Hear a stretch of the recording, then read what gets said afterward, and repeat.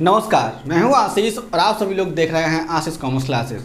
मेरे प्रिय साथियों, हम लोग अपने वीडियोस में बात कर रहे थे मार्केटिंग की, और मार्केटिंग में इसके पहले हम लोगों ने 3 टॉपिक को कवर कर लिया था। आज हम लोग चौथे टॉपिक की बात करेंगे और चौथे टॉपिक का नाम है विपणन मिश्रण, यानी मार्केटिंग मिक्स क्या होता है।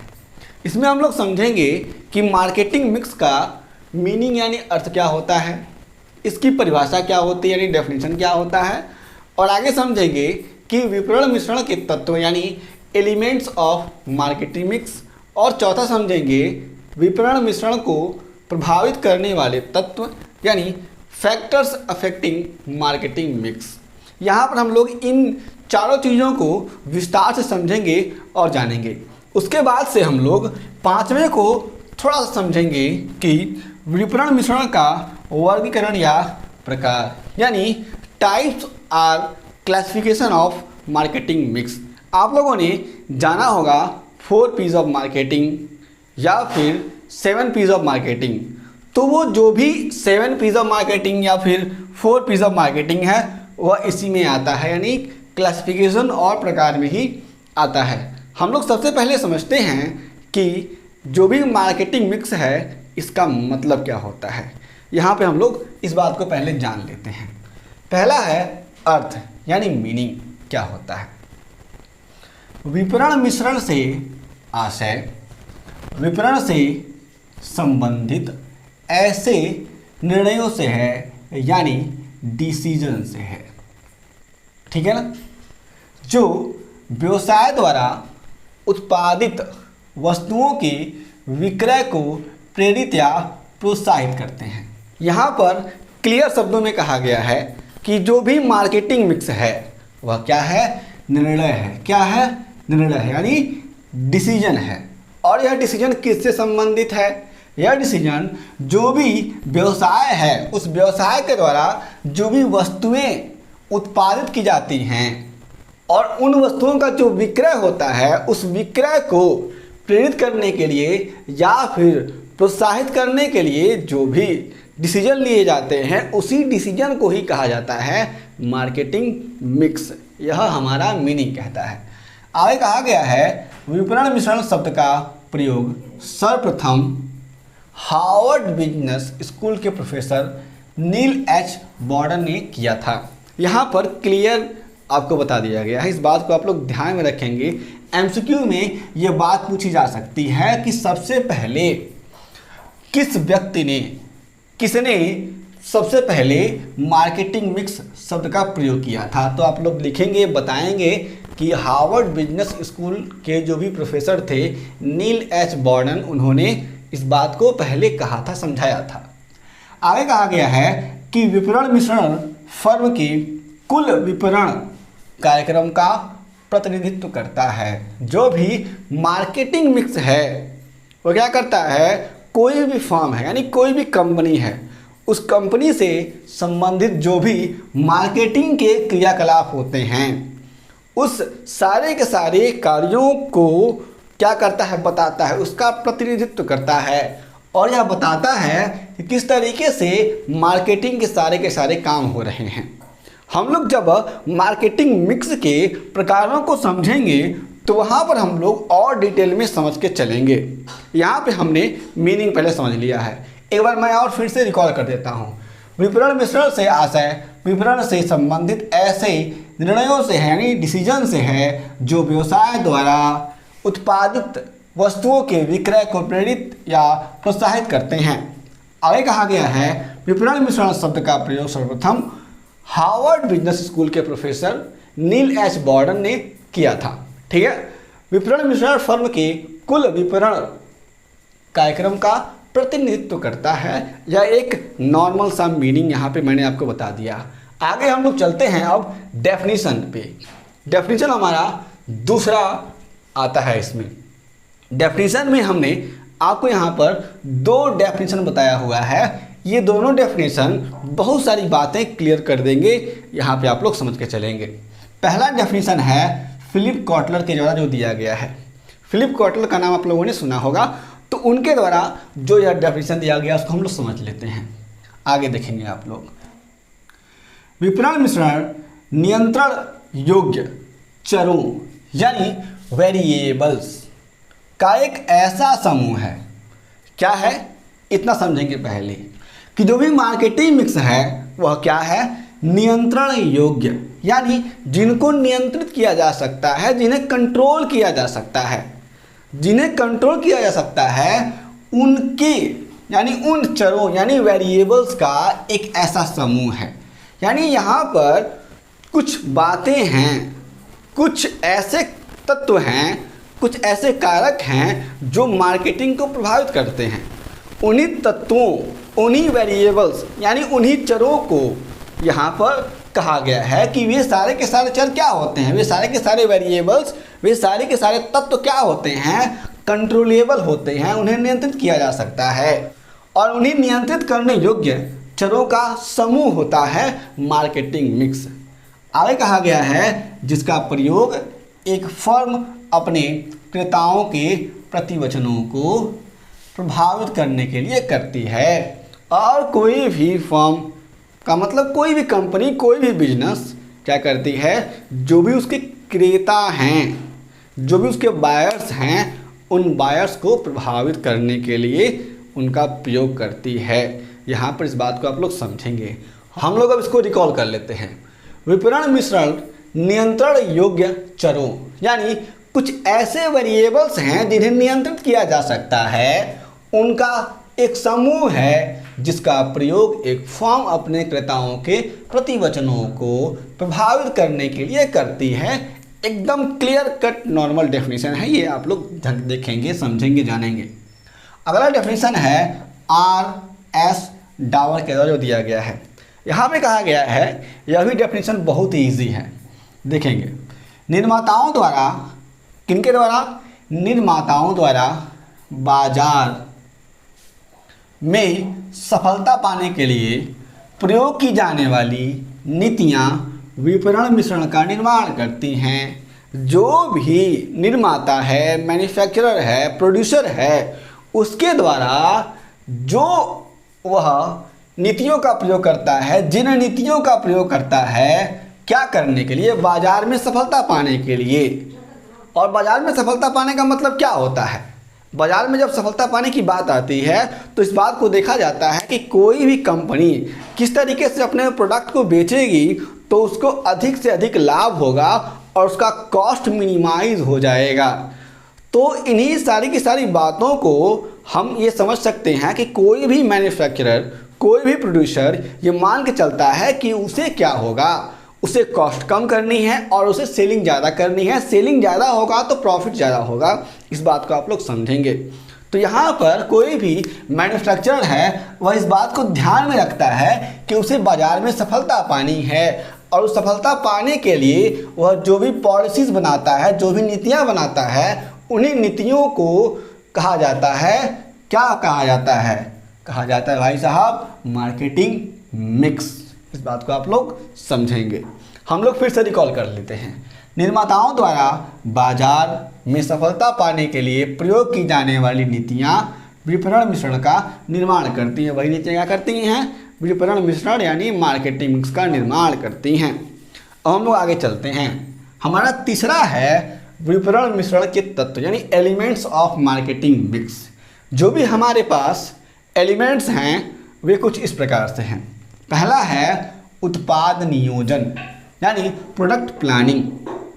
कोई भी प्रोडक्ट जो भी कंपनी बना रही है उस प्रोडक्ट के बारे में पहले विचार करती है कि उस प्रोडक्ट का साइज़ क्या होगा, उस प्रोडक्ट की क्वालिटी कैसी होगी, क्वांटिटी कितनी होगी, उस प्रोडक्ट को किस मार्केट में बेचा जाएगा, उस प्रोडक्ट को किस पर्सन को बेचना है। इन तमाम तरह की बातों का अध्ययन, नियोजन करना कहा जाता है उत्पाद नियोजन यानी प्रोडक्ट प्लानिंग। प्रोडक्ट के बारे में जो प्लानिंग की जाती है वही क्या है, प्रोडक्ट प्लानिंग है। अगला है बी, कीमत निर्धारण यानी प्राइसिंग। अगर कोई भी गुड्स किसी भी कंपनी के द्वारा बनाया गया, कोई भी प्रोडक्ट बनाया गया, तो यहाँ पर उसमें कितना कॉस्ट लग रहा है, उस कॉस्ट को देखा जाता है और कॉस्ट को देखने के बाद से वह उसके ऊपर कितना अदर एलिमेंट लग रहा है, जो भी फ्रेट वगैरह चीज़ें लग रही हैं उसमें कितना खर्चा आ रहा है, इन तमाम तरह की बातों का डिस्ट्रीब्यूशन वगैरह को देख करके सेलिंग करने के बाद से यह देखा जाता है कि उसका कीमत क्या होगा। यानी अगर कोई भी प्रोडक्ट बनाया जा रहा है, उस प्रोडक्ट पे कितना कॉस्ट आ रहा है, उस कॉस्ट के आधार पर ही कोई भी कंपनी क्या करती है, अपने उस प्रोडक्ट का प्राइसिंग करती है, कितनी कीमत रहेगी। ऐसे मान लीजिए अगर कोई भी पेस्ट बनाया गया, ठीक है ना, कोई भी एक टूथ पेस्ट है, ठीक है ना, उस टूथपेस्ट में जो भी कॉस्ट आया मान लीजिए 5 रुपये आया, ठीक है ना। अगर उसमें कॉस्ट 5 रुपये आता है तो निश्चय ही अदर एलिमेंट जोड़ करके मान लीजिए 8 रुपये हो जाते हैं, तो कंपनी अपना प्रॉफिट भी रखेगी ना, तो उसको मान लीजिए 10 रुपये में बेच देती है। इस तरीके से नॉर्मल सेंस में मैं आपको बता देता हूँ मार्केटिंग हो जाती है और उस मार्केटिंग के अंतर्गत क्या होता है, प्राइसिंग होता है, यानी कीमत का निर्धारण होता है। हम लोग जब यहाँ पे पढ़ेंगे वर्गीकरण पढ़ेंगे तो वहाँ पर जो भी 4 P's या फिर 7 P's आते हैं उसमें प्राइस भी आता है, ठीक है ना। आगे चलते हैं। आगे कहा गया है विक्रय शक्ति यानी सेल्स फोर्सेस। तो अगर यहाँ पर हम लोग बात करते हैं मार्केटिंग मिक्स की, तो मार्केटिंग मिक्स में जो भी सेल्स फोर्सेस होते हैं उनकी भी बात की जाती है। अगला है वितरण वाहिकाएं यानी चैनल्स ऑफ डिस्ट्रीब्यूशंस। कोई भी गुड्स, कोई भी प्रोडक्ट बनाया गया, उस प्रोडक्ट को किस तरीके से किसी भी कस्टमर्स के पास पहुंचाया जाएगा, उसमें तमाम तरह की बातें आती हैं, तमाम तरह के चैनल्स आते हैं। यहाँ पे हम लोग वर्तमान समय में सोशल मीडिया को ले सकते हैं, जो भी तमाम तरह के ट्रांसपोर्टेशन चीज़ें हैं उसको ले सकते हैं। तो इन तमाम तरह की बातों को ध्यान में रखते हुए जो भी वितरण वाहिकाएँ होती हैं उनको हम लोग देखेंगे। आगे हम लोग एक चैप्टर ही पढ़ेंगे चैनल्स ऑफ डिस्ट्रीब्यूशन का, तो उसको हम लोग बढ़िया से समझेंगे और जानेंगे।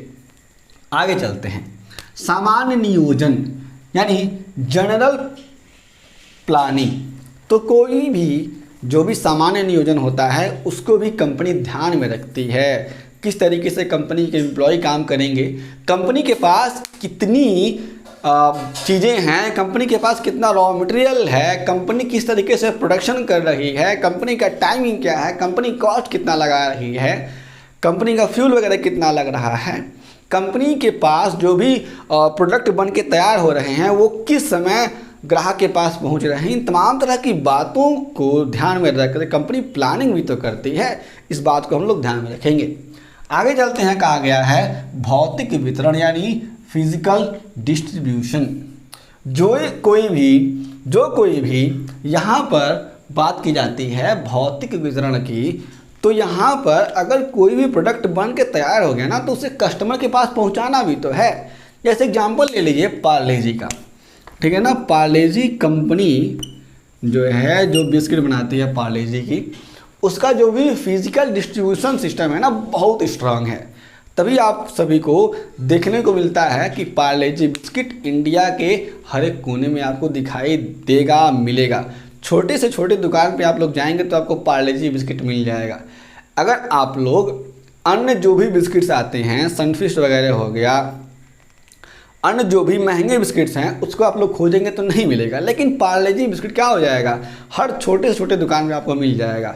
तो यहाँ पर एक एग्जांपल ले सकते हैं कि फिजिकल डिस्ट्रीब्यूशन को भी देखा जाता है, ध्यान में रखा जाता है किसी भी कंपनी के द्वारा जब कभी भी मार्केटिंग की बात की जाती है, मार्केटिंग की बात की जाती है। तो अगला कहा गया अंतिम है कि विपणन अनुसंधान, मार्केटिंग रिसर्च।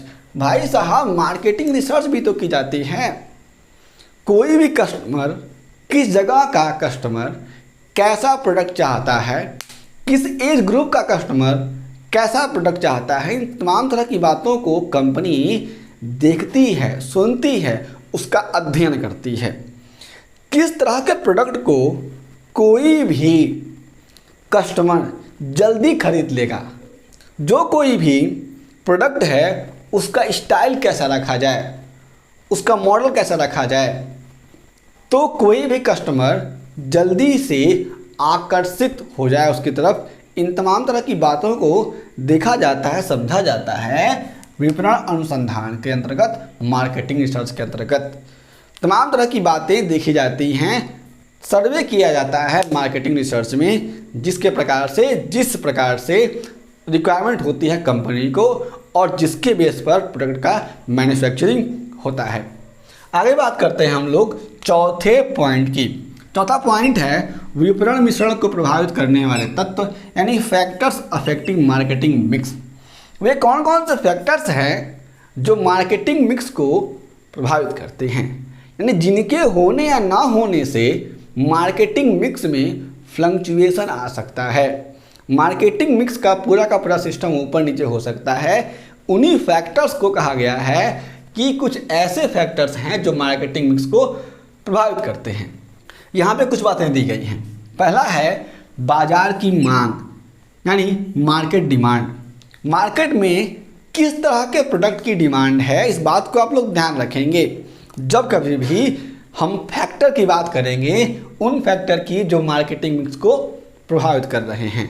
भाई साहब, अगर मार्केट में अगर बरसात का समय है, रेनकोट की मांग है, अब तमाम तरह की जो भी कंपनियां हैं वो स्वेटर बना के दे रही हैं, तो मार्केट में स्वेटर बिकेगा? नहीं बिकेगा। ऐसे ही अगर ठंडी का समय है, उस ठंडी के समय में स्वेटर चाहिए और सारी की सारी कंपनियां रेनकोट बनाने में लगी हैं, तो क्या वो सारे के सारे प्रोडक्ट बिकेंगे? नहीं बिकेंगे। तो जो भी बाजार की मांग होती है, मार्केट का डिमांड होता है, उसी डिमांड के बेस पर ही तो प्रोडक्ट बिकता है और वो डिमांड क्या करता है, मार्केटिंग मिक्स को अफेक्ट करता है। अगला है बी, उत्पाद की लागत, यानी कॉस्ट ऑफ प्रोडक्शन। कोई भी प्रोडक्ट मैन्युफैक्चर हो रहा है, प्रोडक्शन किया जा रहा है उसका, तो उसमें कॉस्ट कितना रहा है ये भी बहुत मायने रखता है। क्योंकि अगर कॉस्ट ज़्यादा आ जाएगा, कोई भी प्रोडक्ट है जिसको हम लोग 50 रुपये में बेच रहे हैं और उसकी कॉस्ट ही 48 रुपये 49 रुपये आ जाए, तो यहाँ पर सारा का सारा सिस्टम खराब हो जाता है और कंपनी लॉस में चली जाती है। इस बात को आप लोग ध्यान में रखेंगे, क्योंकि बिजनेस हमेशा प्रॉफिट के पर्सपेक्टिव से किया जाता है। कोई भी कंपनी लॉस कमाने के लिए बिजनेस स्टार्ट नहीं करती है। तो यह एक फैक्टर हो गया जो मार्केटिंग मिक्स को प्रभावित करता है। अगला है उत्पाद की मात्रा, यानी क्वांटिटी ऑफ प्रोडक्शन। कोई भी कंपनी किसी भी प्रोडक्ट को प्रोड्यूस कर रही है, उनकी मैन्युफैक्चरिंग कर रही है, तो कितनी मात्रा में मैन्युफैक्चरिंग हो रही है। अगर कोई भी प्रोडक्ट है वो कम मात्रा में मैन्युफैक्चरिंग की जाएगी उसकी, तो निश्चित ही उस पर कॉस्ट ज़्यादा आएगा। अगर लार्ज वैल्यू में उसकी मैन्युफैक्चरिंग की जाएगी, तो आप लोग ये समझ सकते हैं कि उसमें कॉस्ट क्या होता है, कम आता है। जैसे मान लीजिए जो भी कंपनियां हैं, ओप्पो, रियलमी, तो ये क्या करती हैं, सारी की सारी कंपनियां लार्ज वैल्यू में मोबाइल फ़ोन्स का निर्माण करती हैं। तो इसी वजह से इनका कॉस्ट कम आता है और कॉस्ट कम आने की वजह से ये फ़ोन्स को क्या करती हैं, कम रेट पे बेच पाती हैं। हालांकि ये रिसर्च एंड डेवलपमेंट नहीं करती हैं। और जो भी अन्य फ़ोन्स हैं, एप्पल है, सैमसंग हो गया, वन प्लस हो गया, ये सारी की सारी कंपनियां रिसर्च एंड डेवलपमेंट करती हैं, उस पर अपना लगाती हैं पैसा। इनकी इस वजह से वह फ़ोन क्या होते हैं, महंगे होते हैं और वे फ़ोन्स क्या होते हैं, कम बनाए जाते हैं। यहाँ पर हम लोग इस बात को ध्यान में रखेंगे, किसकी, उत्पाद की मात्रा के बारे में, क्वांटिटी ऑफ प्रोडक्शन के बारे में। क्योंकि जितनी क्वांटिटी बढ़ाई जाएगी कॉस्ट कम होता जाएगा और जितना क्वांटिटी कम किया जाता है कॉस्ट हमारा जितना उतना ज़्यादा लगता है। ये बात ध्यान रखने योग्य है और यह भी एक फैक्टर है जो मार्केटिंग मिक्स को प्रभावित कर रहा है हमारे। अगला है डी, विज्ञापन तथा वितरण घटक, यानी एडवर्टाइजिंग एंड डिस्ट्रीब्यूशन फोर्सेज।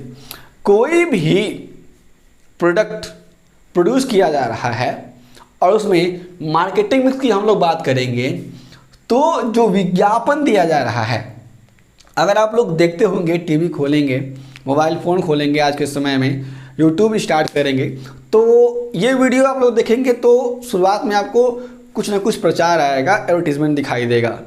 तो जो भी एडवर्टीजमेंट आता है और जो भी डिस्ट्रीब्यूशन फोर्सेस होते हैं वे सारे के सारे फोर्सेस क्या करते हैं, हमारे मार्केटिंग मिक्स को भी प्रभावित करते हैं, जिसकी वजह से हमारा मार्केटिंग मिक्स अफेक्ट होता है।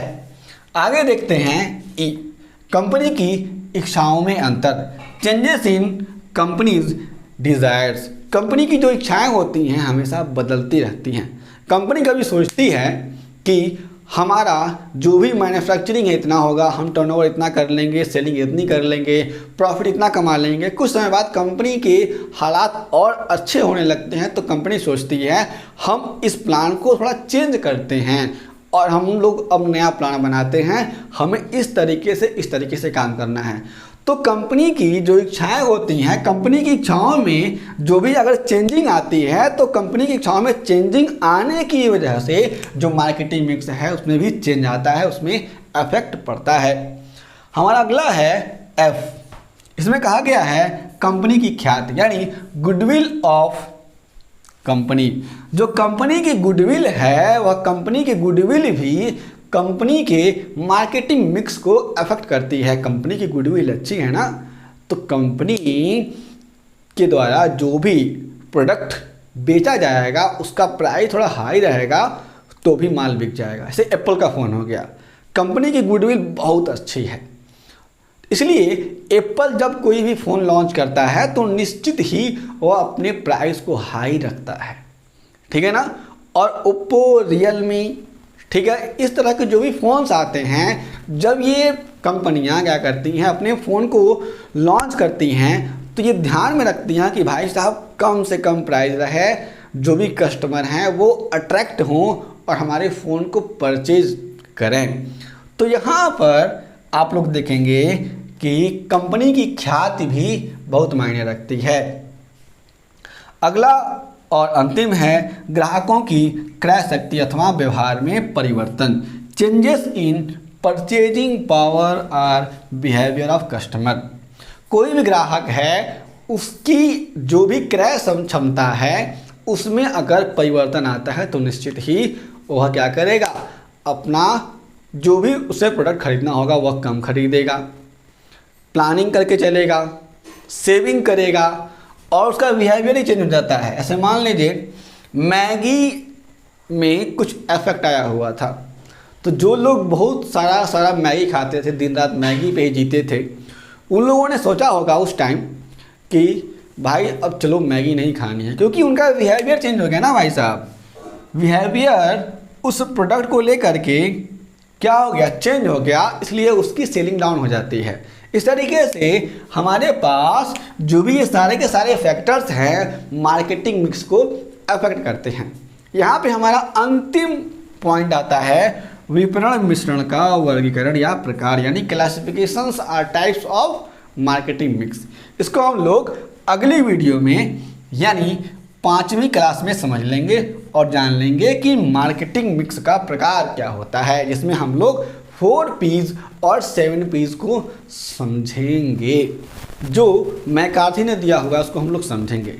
हम लोगों ने आज की वीडियो में समझा कि मार्केटिंग मिक्स का मतलब क्या होता है, यानी अर्थ क्या होता है, उसकी परिभाषा क्या होती है, उसको जो भी प्रभावित करने वाले तत्व हैं वो कौन कौन से होते हैं और मार्केटिंग मिक्स के एलिमेंट्स कौन कौन से होते हैं। हम लोग अगली वीडियो में समझेंगे कि मार्केटिंग मिक्स के टाइप्स और क्लासिफिकेशन क्या होते हैं। यदि आपके पास और कोई प्रश्न है मार्केटिंग से जुड़े हुए तो उन सारे के सारे प्रश्नों को जरूर करें, हम आपके सभी प्रश्नों का उत्तर जरूर देंगे। हम लोग फिर से मिलेंगे कल एक नए वीडियो में, 5वें वीडियो में। तब तक के लिए जय हिंद।